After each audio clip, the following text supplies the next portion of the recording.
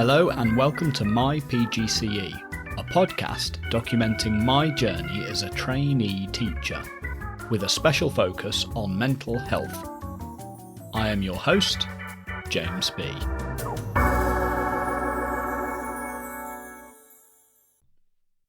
Good morning. It's been a couple of weeks since I last recorded an episode of the podcast, and a fair amount has happened since then. So, let's kick straight in to the overview. Now, normally I would be in university on Mondays, but last Monday I was in school. They swapped the university session on the Monday for a Friday session instead. So that week I spent Monday to Thursday in schools. Notice plural. I'll get to that in a moment. And then the Friday was spent at university. Anyway, so that Monday, I was in school. I taught a Year 7 class and a Year 8 class. And I taught them both about solving one-step equations. So these are the most basic equations in algebra. And that's what I taught them, or tried to teach them. And I'll return to this in the zooming in segment. After school, on that Monday, I had my collaborative review meeting. So, normally I meet once a week with my mentor to talk about my progress, how I've met last week's targets and to set new targets for next week. And on this occasion, me and my mentor were joined by my professional practice tutor. So this is a tutor at the university who oversees the training in my particular school. So she joined us for a meeting where we discussed predominantly something called the collaborative review document. Now, there have been a few occasions on the course so far where I felt it's been less about me learning how to teach and more about filling in forms, which can be, in the moment, a tad demoralising.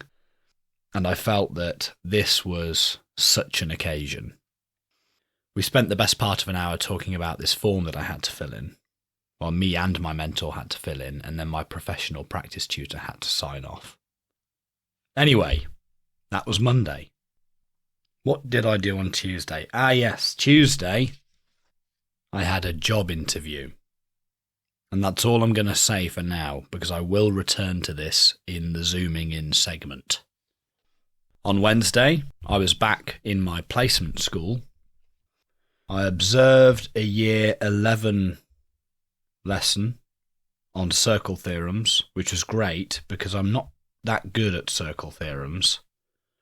It's one of those things that I did at GCSE and probably A-level, but I don't think we ever touched during my degree, so it was very useful to revise those ideas. And quite inspiring because at one point, I forget exactly what was being explained, but I heard a student say, "That's actually really cool." And they were talking about maths, believe it or not. So yes, quite inspiring. Later that day, I taught the Year 9s for the first time. But it wasn't a great experience as a teacher because I'd planned one lesson, but found out from my mentor earlier in the day that he'd already taught that lesson earlier in the week. The day before, he'd taught it the day before when I was at my interview. So he told me to just carry on with what they'd been doing last time. They had a worksheet, and they'd only got about halfway through it, so I was to just pick up where he'd left off in the previous lesson. But this meant I felt I had no sense of ownership over this lesson. I almost felt like I was just a caretaker, really. Which was a shame because, like I said, it was my first time teaching, or at least being stood at the front of the class with the Year 9s, and I'd have liked to have made a better first impression, taken a bit more control. But anyway, I mean, they cracked on with this worksheet and they seemed to do fine. Then on Thursday, I observed a computer science lesson. And there was a couple of students in that lesson who were trying to write a code. Well, they were trying to write a noughts and crosses code, which I found out in America is called tic-tac-toe. So they're trying to write a code in Python, which would allow them to play the computer at this game. And that was quite fun to see. Straight away afterwards, I taught the Year 7s and the Year 8s, one after the other, about solving two-step equations. So the lesson I taught on Monday was one-step equations. Now we had progressed on to two-step. But with the Year 7 lesson, I forgot that at the moment in my school, because they've been doing mock exams. Okay, so it's a bit complicated. Ever since COVID, they've been doing staggered break and lunch times to avoid student mixing. So there's an early break and a late break. Now, according to my timetable, for the Year 7s that day, it should have been an early break, but I forgot that due to mock exams, all breaks were now late. So I was sat in the staff room eating my yoghurt, wondering where everyone was, when my mentor came down and said, "Are you meant to be teaching the Year 7s?" And I was like, "Yes, but after break, right?" And then the penny dropped and I was like, "Oh my goodness, it's late break, isn't it?" And he said, "Yeah." So I missed the first 10 minutes of the lesson, where their usual teacher had already done a starter exercise with them. And he handed over to me after the starter exercise. But this really kind of threw me off. I think my subsequent explanations about solving two-step equations were quite rushed. It didn't cause too much damage because this Year 7 group are very competent, very forgiving. But in general, I just felt flustered for the rest of the lesson. And this, I think, was a very valuable lesson for me as a trainee teacher because it demonstrated explicitly how important getting off to a good start in a lesson is. Not only for the students, but for you as a teacher. Start as you mean to proceed. And on that day, I didn't start at all. So yes, that was a little bit stressful, but in the end, the lesson went fine. They managed to complete the majority of the task that they'd been set, so I knew that they had gotten the idea. But I had a great question from one student towards the end, and I wish he'd asked it earlier on because I then could have answered it to the whole class, and it may have been useful for some of them. So we're talking about solving equations. I often referred to the left-hand side of the equation and the right-hand side of the equation, but I'd just say the left-hand side or the right-hand side. And I was kneeling down helping this one student with his work, and I referred to the left-hand side of the equation. I just said the left-hand side, and he said, "Left-hand side of what?" And I said, the equal sign.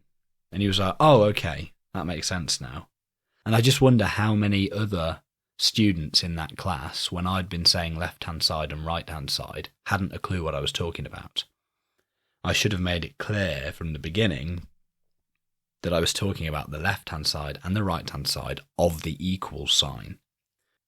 So yes, I think that's was another important lesson learned for me. But then I had the Year 8s next period teaching the same topic where I put some of these lessons into practice. So during my explanations, I was explicit about what I was talking about in terms of left-hand side and right-hand side. And for that one, I was on time. So I did my usual starter, took control of the lesson from the beginning. And I'd like to say it was better, but this Year 8 class can be quite badly behaved. And at one point late in the lesson, my mentor had to step in and tell them all off. Yes, that's something that I'm still working on as a trainee teacher is behaviour management. And I think this is something that a lot of trainees have to work on for quite a while before they get the hang of it. And I'm definitely yet to get the hang of it.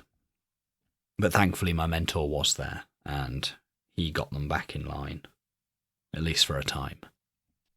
Okay, then on the Friday, like I said, this was a university day.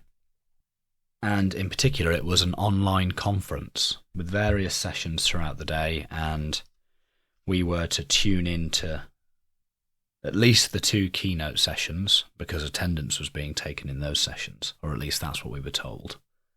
But then there were various other ones on throughout the day as well, which I listened to with one ear at least, but I also used some of that time to do my lesson planning for the following week.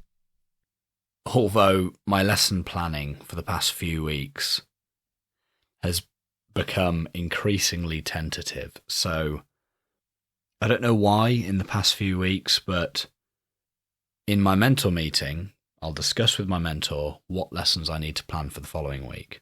I then plan those lessons, and then the following week, my mentor says that I should teach something else. This may be because he's already covered one of those topics in a lesson when I'm not there, usually when I'm at university, or he's just kind of changed his mind about the order in which things should be taught. Now, I appreciate that teaching should be adaptive, but I don't think that's where he's coming from. So I have had some issues with my mentor. I think he's a good teacher, but I don't think he's the best mentor. And the reason for this may be because he struggles to empathise with people who don't do things the way he does things. So he's a teacher with 20 years experience, and he seems to plan lessons on the fly, which I guess you can do with 20 years experience. And so when I've asked him for advice on planning in the past, he's more often than not just said, do it like me. And I'm like, right, okay. Yet I've only got a month's experience. How on earth am I to plan lessons on the fly? So suffice to say, I didn't attempt to do it like he did. I planned my lessons and continue to plan my lessons on the weekend for the week ahead.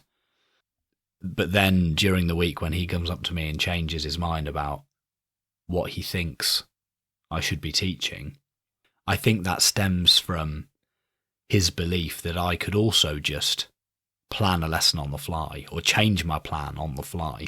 Just can't do it though. Haven't got enough experience. I don't know the curriculum well enough. But these are all things I'm learning. So yes, that's been a source of frustration over the past few weeks. And I don't know why that's just started to happen over the past 2 or 3 weeks. It wasn't like that before. Anyway, it's a mystery. So what was I talking about? Yes, so on that Friday, it was a university session, online conference. I was listening to it and at the same time planning my lessons for the following week. So that's what I did that Friday. And that afternoon, I also had a meeting with the deputy head of the school at which I'd had my job interview earlier in the week on the Tuesday, where he gave me some feedback on the lesson I'd taught as part of the interview. But again, I'm going to go into all of this a little bit more in the zooming in segment. On Saturday, that's right, Saturday, I was still doing PGCE stuff. In particular, it was a webinar for the math scholars. So I have these every so often. I was fortunate enough to get one of the IMA's math scholarships, and then they put on CPD webinars every month or so. That's continued or continual professional development webinars. So I attended one virtually on Saturday morning about using Desmos to teach maths. What's Desmos, I hear you ask? Well, that's exactly what I was asking before the webinar. And I found out that Desmos is an advanced graphing calculator implemented as a web application and a mobile application written in JavaScript. Now, you may be able to tell that I've just read that off Google. And that's because, though I attended this webinar and found it interesting, at the end of a long week, I'm often very tired on Saturday and simply struggle to concentrate. But I think the main thing here is that I remember thinking that this Desmos thing looked like it could be very useful for explaining certain concepts to students. So that's something I'll remember. And I'll definitely use it when those topics arise. Now, on to this week, just gone. So all of that was last week. Now we're on to this week. On Monday, I basically had a day off. We were told that there was no university provision. That's the word they use. They say provision. There was no university provision on Monday. And we weren't required to go into school. I don't entirely know why, but I think it's maybe because we're only required to spend 4 days a week in school. So it was kind of a bit of a day off, which I used mainly for working on my university essay, which is due in January. It's the one I'm writing about maths anxiety and motivation. So I spent the morning doing that. And then I was back to school on Tuesday. I taught the year 7s first thing. And what did I teach them? I taught them about forming equations. So in previous lessons, they'd learnt about solving equations. Now they were learning about forming equations. Forming equations of their own before solving them to get an answer. And that lesson seemed to go fine. They were a bit noisy. The head of department who was observing, whose lesson it is, usually, he said that I should wait for silence before giving instructions and not to talk over students and give them explicit instructions about being quiet and listening. So tell them, pens down, eyes forward, listening to me. Then I observed a year 10 lesson, and it was a cover lesson. Their usual teacher was away, so they had a supply teacher or a cover teacher whose background was English. And I walked in a few minutes late to the lesson and she was already telling them off, which was unusual because this is a top set year 10 group. They're normally very good, yet here they were getting told off, and they were being naughty, to be fair. Just generally messing about a little bit more than they would with their usual teacher. So I would usually only observe that lesson, but on this occasion I took a more active role in teaching it because they'd been set some work and I ran through a few questions with them as a class. So that was nice. Then I taught year 9, and I properly taught them this time a full lesson. Well, I was in charge for a full lesson the previous week, but like I said, on that occasion I didn't teach them anything new. I was just overseeing them as they completed work from the previous lesson. But on this occasion, I taught them about solving multi-step equations. So 2-step equations, 3-step equations, and even more step equations. And we did a problem-solving exercise at the end that seemed to go really well. So this is a bottom set year 9 class. And I was of the opinion that this sort of problem-solving exercise where students are encouraged to try to discover the solution, discuss it with their partner, I was under the impression that this wouldn't work too well with lower attaining students because they may not know where to start, or they may just not have the motivation. This goes back to the stuff I learned about cognitive load theory, which suggests that discovery learning is good for expert learners, but not for novice learners. Novice learners need more explicit instruction. But anyway, we had a go at this problem-solving exercise as a class, and they did really well. So that surprised me a little bit. I thought they may struggle. And potentially the weakest student in this class, even she got the answer. And she shouted it out within only a few seconds of me revealing the problem, which astounded me. So that's made me reassess my style, I think, when it comes to teaching different ability groups. So maybe I should not write off the lower sets as not being able to cope with these problem-solving or discovery learning exercises. I should give them a chance, because this Year 9 class did really well.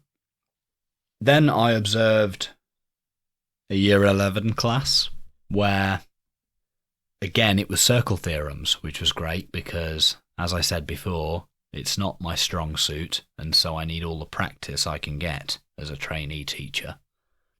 Then on Wednesday, I observed another Year 11 class, again on circle theorems. Then I taught Year 8 and 9 back to back. For Year 8, I taught the same forming equations lesson as I had with the Year 7s the day before. And again, like I said, this Year 8 class can be noisy and disruptive. And towards the end of the lesson, they were very noisy. And I'd say it's the first time, this must be quite the milestone for a new teacher, it's the first time I shouted in a lesson. So often I raise the volume of my voice, but I'd say that the volume increased so far as to qualify the noise that I made as a shout. I was just trying to get them to be quiet. And my mentor told me afterwards that I should target my instructions at individuals. So instead of shouting at the whole class to be quiet, I should pick out people and say, Jamie, be quiet, or Archie, be quiet. Get the main offenders to be quiet first, and hopefully the rest of the class will follow suit. So I'll try that next time I get the opportunity. I'm sure there will be many opportunities in the future for me to try that out.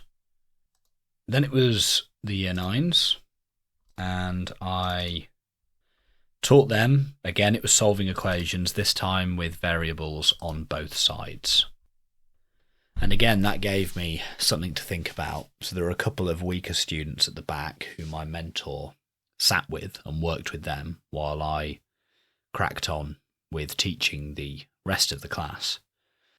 So what I was thinking about afterwards was, what would I do if he wasn't there? What would I do with these weaker students? Because soon enough, I won't have a mentor in the classroom. How would I accommodate them?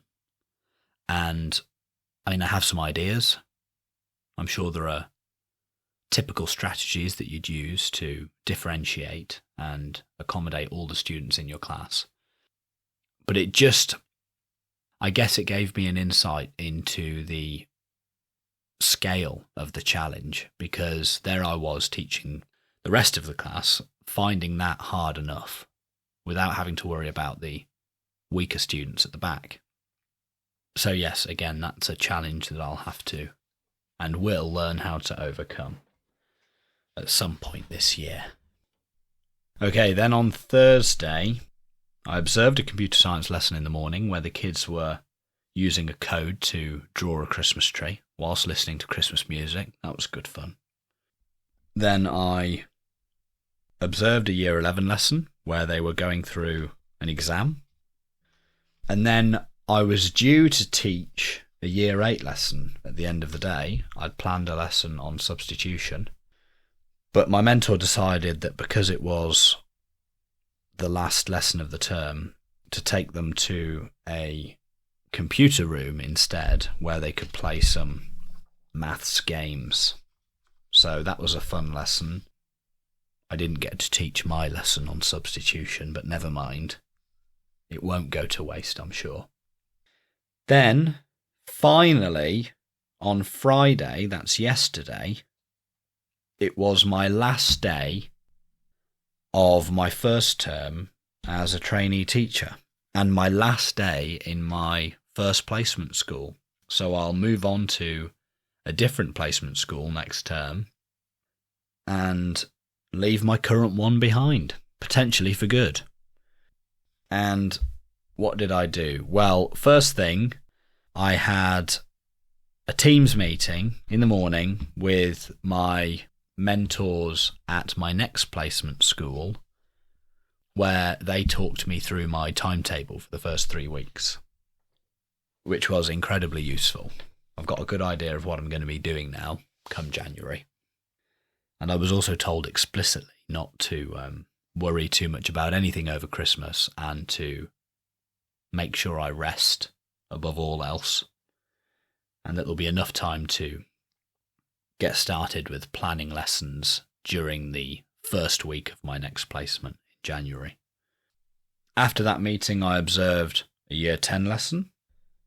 I wondered whether they'd be doing something fun like going to a computer room and playing maths games as well. But that wasn't the case. I mean, maths is always fun in any form. And they were working through a past paper, which they all seemed to thoroughly enjoy. And then again, I was due to teach a Year 7 class that afternoon, but my mentor again took them to the computer room, where just like the Year 8s the previous day, they played some maths games on a website called My Maths. And again, they had a whale of a time. And then usually on a Friday afternoon, last thing, I would have a mentor meeting, but we decided not to bother. So it was kind of anticlimactic, really, when it comes to my relationship with my first mentor. And I still don't know how I feel on the whole towards my relationship with my first mentor. So on the one hand, he seems to get by on minimum effort, let's put it that way. Or at least that's how it seems. And I think that was also his attitude towards being a mentor, to do as little as he needed to do in order to get the job done. So he certainly didn't go above and beyond, let's put it that way. That said, I believe that surviving as a teacher, especially in your first few years, involves being able to focus on what's important. To know what's important, first and foremost, focus on it, and not necessarily put other things from your mind, but just know that they can take a back seat. They can go on the back burner, and you can come back to them when you have the time. And so in a way, my mentor did demonstrate that to me, although he didn't teach it me explicitly, but I kind of saw it in his actions. After 20 years of experience, here was an expert who knew exactly what teaching consisted in and focused solely on that and didn't worry about anything else. But like I said, that was potentially problematic for me as his mentee because I don't have all of those years of experience. I needed more. I needed more scaffolding as a novice. But like I said, I'm still unsure. I haven't come to a final verdict yet. If I do, I'll let you know. Okay, so that was the past 2 weeks in overview. Now, there are 3 things I want to zoom in on. First, that lesson where I taught Year 7 and then Year 8 about solving one-step equations. So these are equations like x plus 2 equals 6. What's x? So it's nothing complicated. And because these students, the Year 7s especially, are pretty good at maths, they could just look at an equation like that and see the answer straight away. What did I say? X plus 2 equals 6. Something like that. they'd just see immediately that the answer was 4. 4 plus 2 equals 6. X equals 4. Yet I was trying to teach them a method, a systematic method of solving these equations. And I stressed at the start that it wasn't about finding the answer. It was about getting the method right.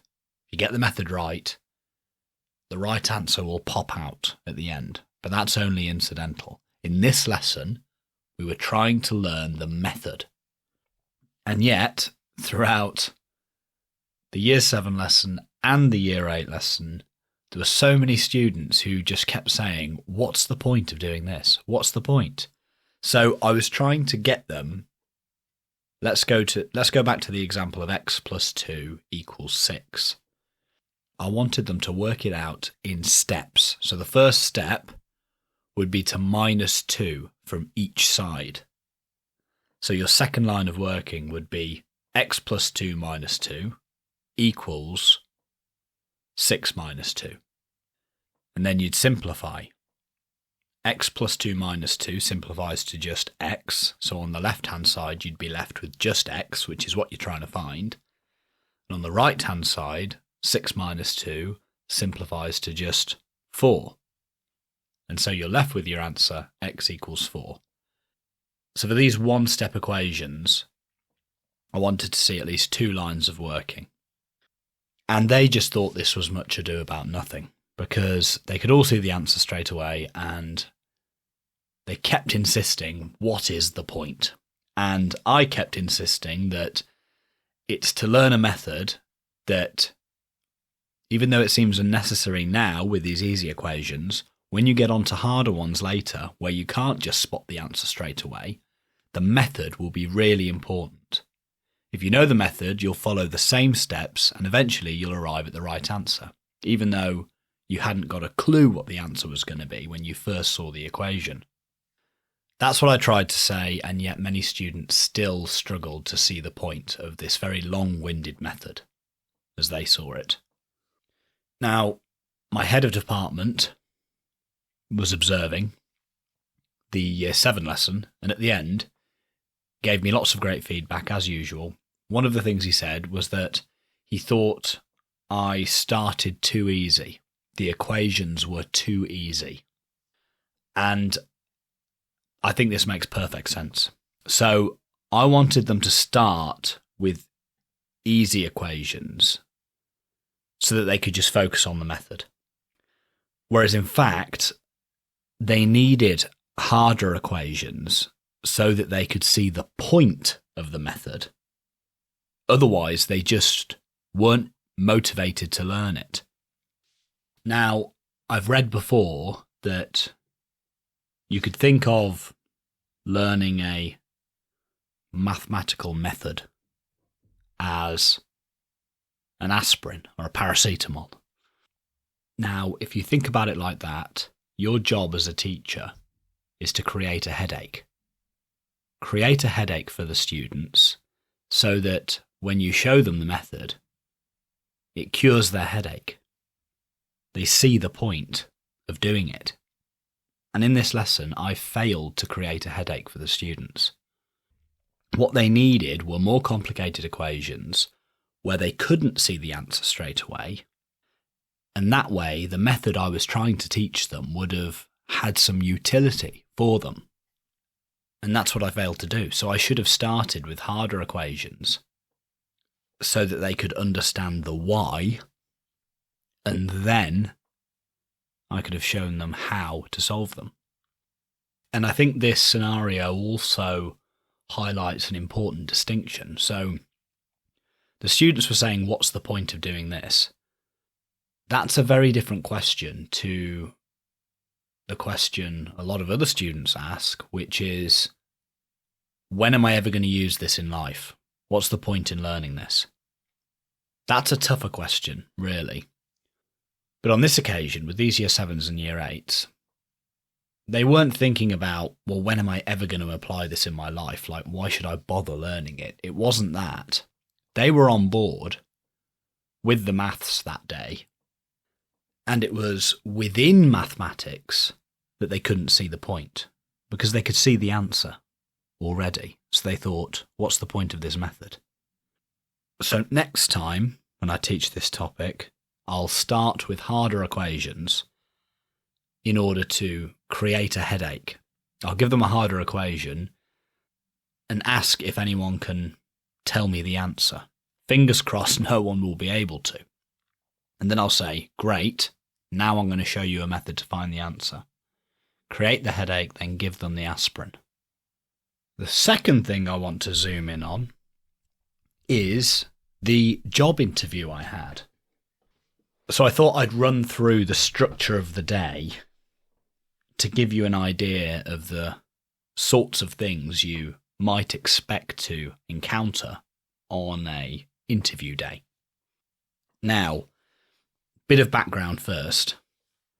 So this is the same inner city school that I've mentioned in previous episodes.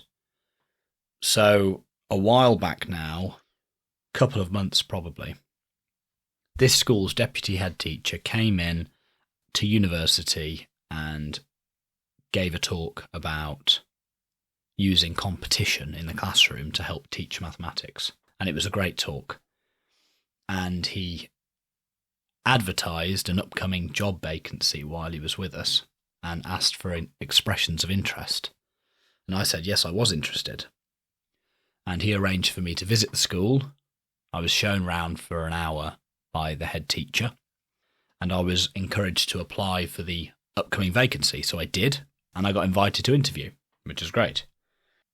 So on the day, and it was a full day, arrived at 8:30 and I saw that the other candidate, so there was just the one interview day and there were two candidates. Myself and the other one was a girl I know from university. I remember her saying that she'd planned to apply for this job, and so I half expected to see her there. And indeed it was her. And it was nice to spend the day with her because she is lovely. And otherwise, I'd have spent this day with a stranger, basically, because lots of the things we did throughout the day we were doing together. So we arrived at 8:30 anyway, did some admin stuff, like getting our certificates photocopied and showing various forms of ID and stuff like that. Then, the first thing we did, 9 a.m, was to teach a lesson. So, I say we did it individually. I taught a Year 9 middle set, and I think the other candidate taught a Year 9 top set. Anyway, I was teaching compound interest. That was the topic. And I knew that this lesson was really the most important part of the day. So I was interviewing for the job of a maths teacher, and here I was teaching a maths lesson, being observed by the people who would, in the end, decide whether to offer me the job or not. So this was crucial. So I spent a lot of time preparing this lesson beforehand. I spoke to my mentors at school and other maths teachers, and I spoke to my tutors at university, gathered as much info as I could about teaching the topic of compound interest, tried to absorb it all, so I knew how to structure my explanations and what misconceptions to preempt. But as for the structure of the lesson on the day, I pretty much did what I've been doing all along. So, if you remember the saga of the mini whiteboards, I had a dreadful lesson trying to use mini whiteboards, and that was in preparation for an observation. And so I learnt then that I shouldn't try to do something new when being observed. Just try to do what I'm already doing, but just do it really well. This was like I remember I was in a rugby game when I was much younger, and I got this new kind of protein powder shake, pre-workout stuff. Decided to take a load of it before this rugby game, thought it'd amp me up or something. Just ended up upsetting my stomach, and I had to miss the game. But I didn't learn my lesson on that occasion, but I did learn my lesson in the saga of the mini whiteboards.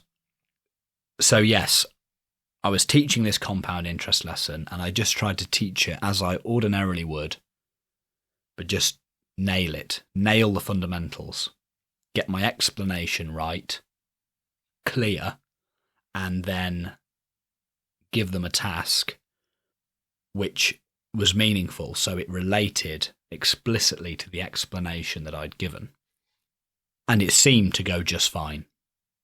In fact, I thought it was one of the best lessons I've taught. And the kids were lovely. That, no doubt, made a big difference. And I was observed by various people coming in and out during the lesson. I was observed mainly by the deputy head teacher. That's the same deputy head teacher who'd given that talk at university. But also the head of maths was in and out, and so was the head teacher, and so were a few other teachers as well. So after the lesson, we had a tour of the school with the head teacher for an hour. It was it was funny. We kind of basically just did figure eights round the school grounds while the head teacher explained his general teaching and leadership philosophy, which was really interesting and quite inspiring. But yeah, we walked through pretty much all the buildings, and I'm no wiser as to what many of them were, but I'm much better informed as to the head teacher's values, which I think is really important when deciding whether to go for a job somewhere. In fact, beforehand, that was one of the recurring pieces of advice I heard, was that at a school, no one has more control over how the place is run than the head teacher. I mean, that makes sense, doesn't it? They're in charge at the end of the day. And so if your values align with the head teacher's, then you're probably onto a winner. After the tour, we had a break for 20 minutes or so. Then we had something called Student Voice, and I wasn't sure what that was when I first read it, but after consulting with my mentors, they told me it's basically where students ask me questions, and that's exactly what it was. I was interviewed basically by a small group of students, some year 10s and year 8s, and it was fantastic. I mean, I'd half expected questions like, what's your favourite video game, or do you have TikTok? But in fact, they asked me some really rigorous interview-style questions, and they hadn't been briefed beforehand. They'd thought these questions up on their own. Questions along the lines of, what will you bring to the school? Would you stay behind and help a student after school if they needed you? Why do you want to work at this particular school? It was really great, and it was really good prep for the interview I was going to have with the grown-ups later in the day. So after Student Voice, I met with the head of department, and we spoke about the curriculum. Then we had lunch in the staff room with the maths department. So I think the maths department had been ordered on that day to come and have lunch in the staff room so that we could all mingle. And that was nice. Got to meet a few more people. And then after lunch, it was the interviews. So the other candidate went first. It was a 45-minute or so interview, and then I went afterwards. And it did last for a while. I was in there for a good while. I think my interview lasted for more than 45 minutes. Perhaps that's because I do tend to ramble a little bit. I like to think it's relevant rambling, but still, I do sometimes go off on tangents. Hopefully relevant tangents. I mean, there must be irrelevant and relevant tangents. Well, maybe all tangents are irrelevant, but you could go off at an angle that wasn't quite a tangent. You could go off at an acute angle. Oh, goodness, I've just gone off at a tangent. Anyway, so I had this interview, and I had the deputy head teacher and the head of maths asking me the sorts of questions you'd expect from a interview for a job as a maths teacher. Textbook kind of questions, you know. tough questions nonetheless, that I had to think about. But then the head teacher, he was sat just behind them and would just fly in every so often with these quite interesting philosophical questions, just come out of nowhere, like interrupt everyone to say, "Are you a starter or a finisher?" And I had no clue what that meant. I just had to say, I don't know. I don't know what you mean by that. And he said, "That's fine. Are you a starter or a finisher?" I said, "I still don't know." And then he did clarify. He gave me an example where he said that at his home, it was to do with motivation. So what motivates you? Is it the idea of starting something, or is it the idea of finishing something? And he said that, for example, his partner would often start a job that needs doing at home, get it off the ground, and then he would see it home. He'd finish it off. Anyway, I thought that sounded like something I do, so I said, I think I'm probably a finisher as well. And then we carry on with the kind of maths teacher specific interview questions from the deputy head teacher and the head of maths, while the head teacher thought about his next question. And then a few moments later, he came in with, what was it? It was curiosity. No, it wasn't. It was relentless, creative, supportive. I'm going to have to Google this. I can't remember the fourth one. Google didn't yield anything, but it was 4 qualities, the first 3 of which were relentless, creative, and supportive. And there was one other. And he asked me to rate them as they applied to myself. So what order would I put those in if I was trying to describe myself? And again, that took some real serious thought. So it was really interesting. So I had 2 people in the room giving me job-specific interview questions, and then the head teacher was throwing questions at me, I guess, which were more about my character in general and me as a person. So it was a varied and wide-ranging interview.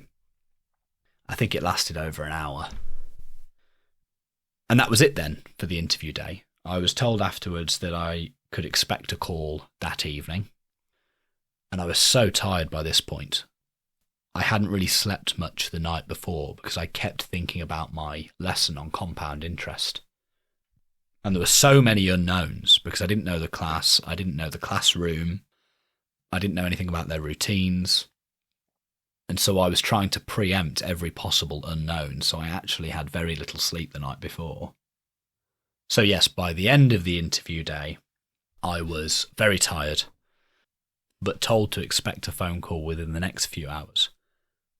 So I decided to go back and go to the gym, of all places, and await the phone call there and try and do some exercise, because I knew that I was going to be restless waiting for the phone call to come. And sure enough, an hour or so into my gym session, I received a phone call and was told that I'd gotten the job. So this is a really big moment in my journey as a teacher, my first ever job as a teacher. I'll be starting in September. But this school is also my second placement school. So I arranged, after I had the visit with the head teacher, I decided I really liked the school. I really liked him as a leader. And I also really liked the deputy head teacher who'd come and given us the talk at the school. And I thought this would be a great place to do my second placement.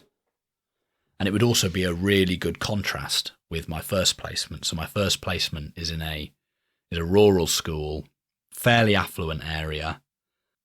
And this school, my second placement school, and the school which I now have a job at, is an inner city school with lots of students who are particularly vulnerable for various reasons. So I thought that would be a great training opportunity. But now I've got this job at the end of it. So I think this is great because now I'll continue my training on my PGCE at this school. And the people who'll be delivering my training at the school have a real vested interest in making me the best possible maths teacher, because I'll be starting there as a maths teacher the following academic year. So this is all very exciting. The only sad thing about getting that call at the gym was that I then knew that the other candidate hadn't gotten the job. But I spoke to her about it afterwards, and she said the feedback they'd given her was that my lesson had been just a bit stronger than hers. So my intuition that the lesson was the most important aspect of the day had been right, because it was the quality of our lessons at the end of the day that distinguished us. And she's a really great teacher and a lovely person, and I think that she'll have no trouble getting a job. And then later in the week, on Friday afternoon, I had a brief Teams meeting with the deputy head teacher who'd been observing my maths lesson just to get some feedback on the lesson, which was great. And he said one of the main things we spoke about was my body position when I'm at the board and when I'm moving around the classroom. I need to make sure that at all times, even when I'm writing on the board, that my body, well, I'm facing the class, I'm facing the majority of the students, so I can keep an eye on what's going on, which is something I've been trying to work on since. And also, I split my lesson up into I do, so I do a question on the board myself whilst thinking out loud. We do, then we do a very similar question as a class, and then you do. Well, I'll run through the I do, we do bit with a few questions, a few examples, so that the students get an idea. And then there's a you do section where the students do independent work on various relevant exercises. And then I bring it back together at the end for another we do session where I tend to look, well, it could take various forms, the we do segment at the end, but typically we might look at a GCSE question, a relevant GCSE question together, and see whether what they've learnt in that lesson could earn them any marks in a GCSE exam. That's often quite a positive way to end a lesson, I think. But the other piece of advice he gave me was to break it up more. So instead of having the vast bulk of the lesson being the students working independently, bring them back every so often. So instead of showing them 3 or 4 examples at the start and then setting them off, just show them one. Set them off on a few questions, then bring them back. Show them the next. Set them off on a few more questions, bring them back. So basically just to chop up the lesson a little bit more. So that was valuable to hear too. And this deputy head teacher is also going to be my mentor on my second placement, which I'm delighted about because he's the reason why I initially became interested in this school. It was after his talk at my university that I decided I wanted to check this school out. And another good thing about securing a job this early on is that it's one less thing to worry about, which is wonderful. Because my workload as a trainee is only going to increase as the academic year goes on. I'll be teaching more lessons and I'll still have essays to do for university. And having to worry about applying for jobs at the same time would have been a lot to deal with. But like I said, I can tick that off my list now. I've gotten a job and I couldn't be happier about it. And I'm really looking forward to starting at this school in January as a trainee, becoming the best teacher I possibly can, and hitting the ground running at the same school as a maths teacher next academic year. Okay, last but not least. It might be least, actually. No, not necessarily. Let's not rank the things that I zoom in on, okay? So let's just say last. The last thing I want to zoom in on is something to do with motivation. So I'm writing my university essay on maths anxiety and motivation. I'm looking at the relationship between the two. So how does maths anxiety affect motivation? And how does motivation, well, poor motivation, affect maths anxiety? And it's really fascinating. And I often find that writing an essay is a really good way to engage with the literature on a topic. You tend to read things more actively when you know that you're going to have to apply it in an essay.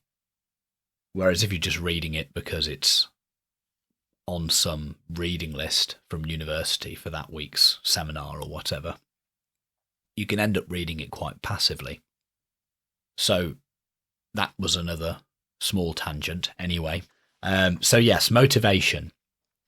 If you're to be motivated to do something, you must have self-efficacy. So self-efficacy is confidence in your ability to do whatever it is.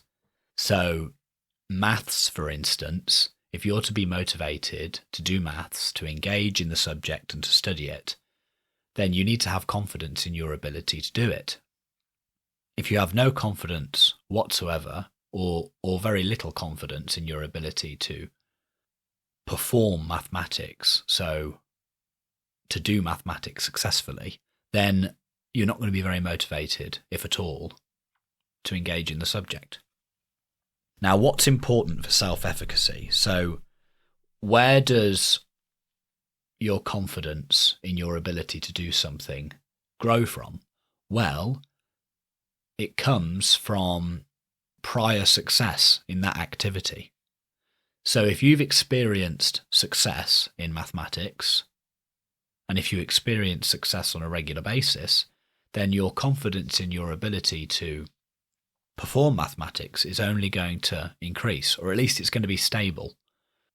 And if your confidence is stable, then hopefully your motivation is stable too.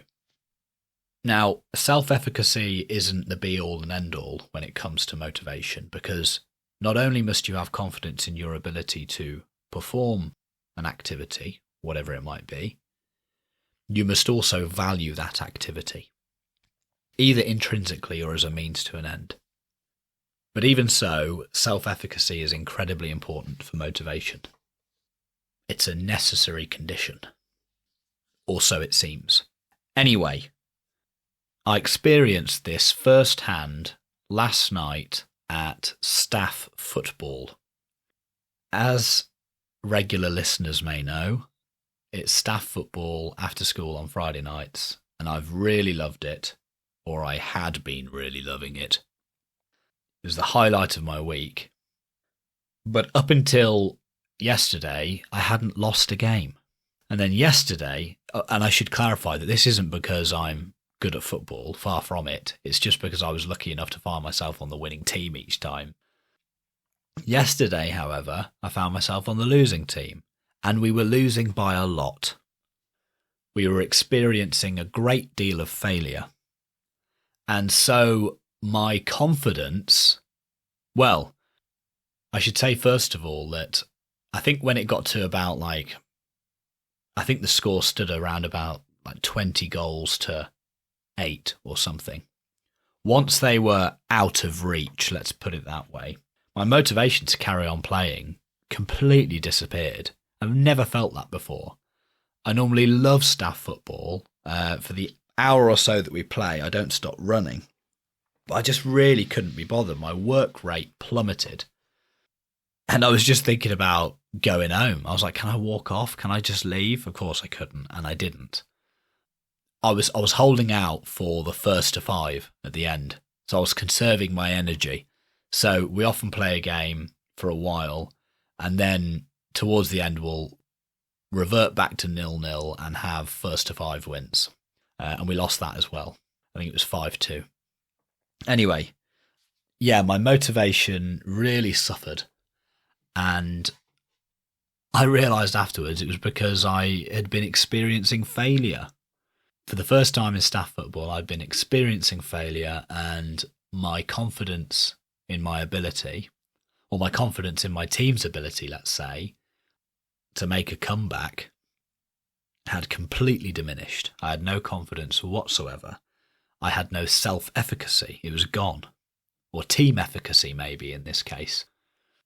And without that, I just could not be bothered. So I experienced this firsthand, and I'm sure many people may have experienced something similar when playing sports or doing other things.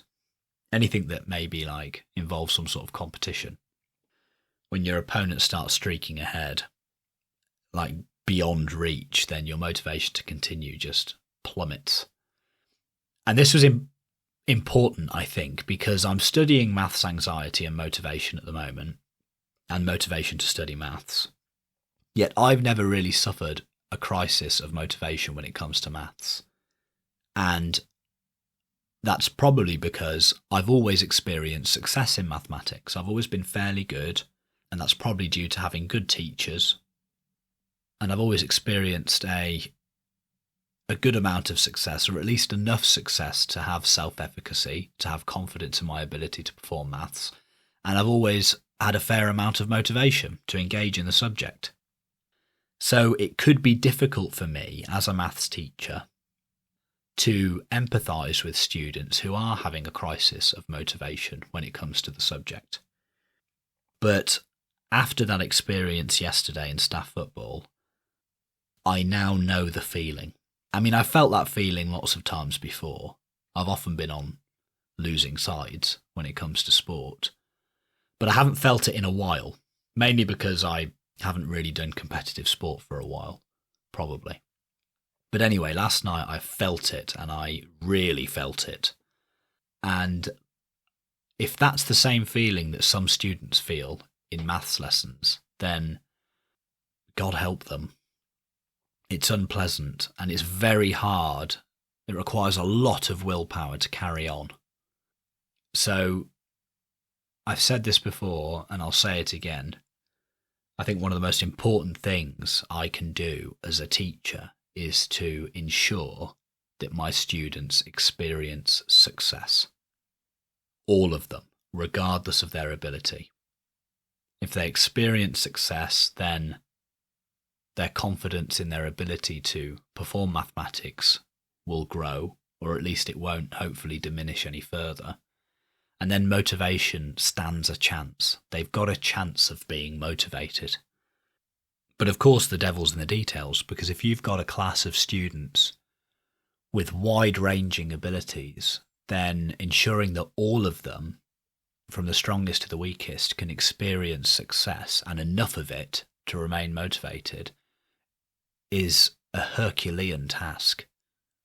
And I don't really know how I do it at the moment, but that's why I'm training. That's why I'm training to be a teacher. Hopefully I'll figure out how to solve that problem as I continue through my PGCE. All right, that's all the Zooming for this week. What next? Mental health. My mental health has been just fine.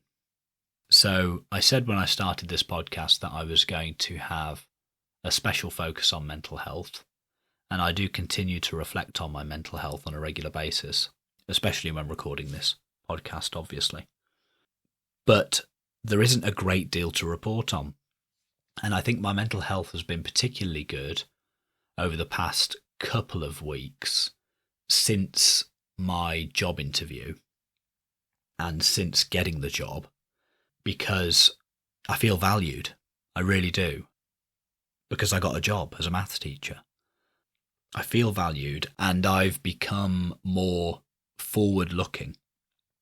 So I've spoken before about how having a sense of purpose can often be your strongest defense against mental health problems, and I stand by that.